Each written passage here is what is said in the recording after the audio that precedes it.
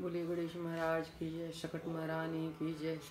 एक साहूकारनी थी जो पूजा पाठ को धर्म कर्म नहीं मानते थे। उसकी कोई संतान नहीं थी। एक बार उसके पड़ोस में सकट चौथ का पूजा चल रही थी, जिसमें वो पड़ोसन खिस्सा सुना रही थी, कहानी सुना रही थी।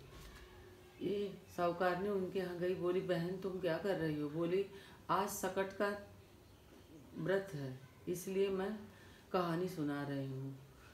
तो बोलती है इससे क्या होता? बोलती है इससे सब कुछ मिलता, अन्न धन सुहाग संतान परिवार सब सुखी रहते हैं, सब मिलता है, जो भी मांगो सब मिलता है। तो बोलती है क्या मुझे भी गर्भ अगर रह जाएगा तो मैं 1.25 सेर तिलकुट का प्रसाद चढ़ाऊंगी। तो उसके कुछ दिन बाद उसको गर्भ रह जाता है। फिर कहती है वो कि अगर मुझे लड़का, मन में सोचती है, मानती है सकट माता से, ही माता अगर मुझे लड़का होगा तो मैं 1.25 सेर तिलकुट का प्रसाद करूंगी। कुछ दिन बाद उसको लड़का होता है। लड़का बढ़ता रहता है मगर वो तिलकुट नहीं चढ़ाती है। फिर उसके बाद जो है बोलती है, आता है व्रत, कहती है तिलकुट महाराज, हे सकट महारानी, मेरे लड़के की अगर शादी हो जाएगी तब हम 1.25 सेर तिलकुट की प्रसाद तब मैं चढ़ाऊँगी। फिर लड़के की शादी के लिए जाता है लड़का, बस तिलकुट सकट महारानी जो है नाराज़ हो जाती हैं और बोलती हैं कि बार बार ये प्रसाद चढ़ाने को कहती मगर चढ़ाती नहीं है। वो लड़के को ही अंतर ध्यान कर लेती हैं, एकदम से उसको नज़र बंद हो जाता है लड़का। उसको लेके चली जाती हैं बाग में, ले जाकर पीपल के नीचे बैठा देती हैं उसको।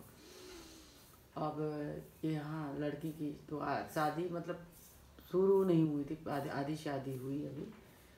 लड़की मायके में ही रहने लगी। एक बार लड़की बाग में दूब लेने जाती है पूजा के लिए।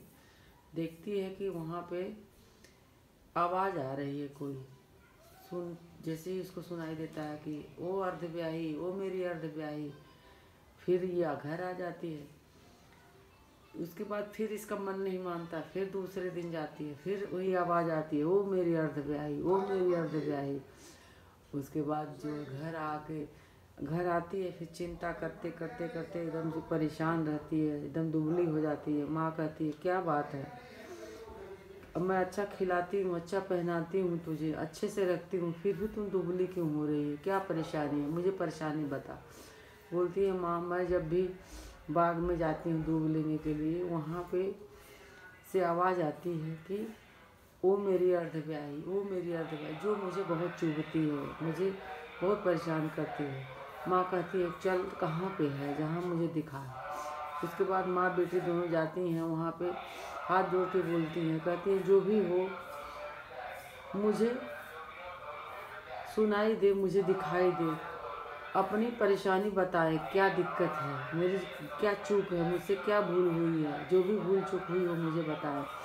तो लड़का जो है बोलता है कि मेरी माँ ने सकट माता का मनौती माना था कि 1.25 सेर तिलकुट करूँगी, जो उन्होंने नहीं चढ़ाया। इससे सकट माता मुझे दिया था, मुझे वापस ले लिया है, इसलिए मैं यहाँ हूँ। आप जो है मेरी माँ से बोले कि मेरी जो है सकट की जो मनौती मानी थी 1.25 सेर तिलकुट का, वो प्रसाद चढ़ाए, माँ का व्रत करें, तब तो मुझे सकट माता वापस करेंगे।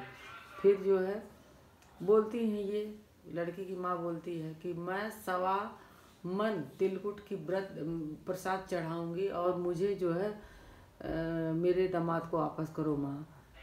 तो दामाद को वापस कर देती है माँ। आती है घर पे तो 1.25 मन तिलकुट का प्रसाद चढ़ाती है, उनका पूजा पाठ करती है। उसके बाद जो है लड़के की माँ के पास भी संदेशा देती है कि आपने जो तिलकुट का मनौती माना था सकट माता को, आपने उसको पूरा नहीं किया, उसको चढ़ाया नहीं, इस वजह से लड़का जो है गायब हो गया था, आप उसको पूरा करिए। उधर लड़के की माँ भी कहती है कि ठीक है, अपना 1.25 मन तिलकुट का प्रसाद बनाती है, चढ़ाती है और पूजा करती है। लड़का आ जाता है घर, बहू बेटे के साथ हंसी खुशी से रहने लग जाती है। सकट माता की कृपा होती है, फलते फूलते हैं। जैसे सकट माता उन पे कृपा किया वैसे सब पे कृपा करे। बोलिए सकट महारानी की जय, गणेश महाराज की जय।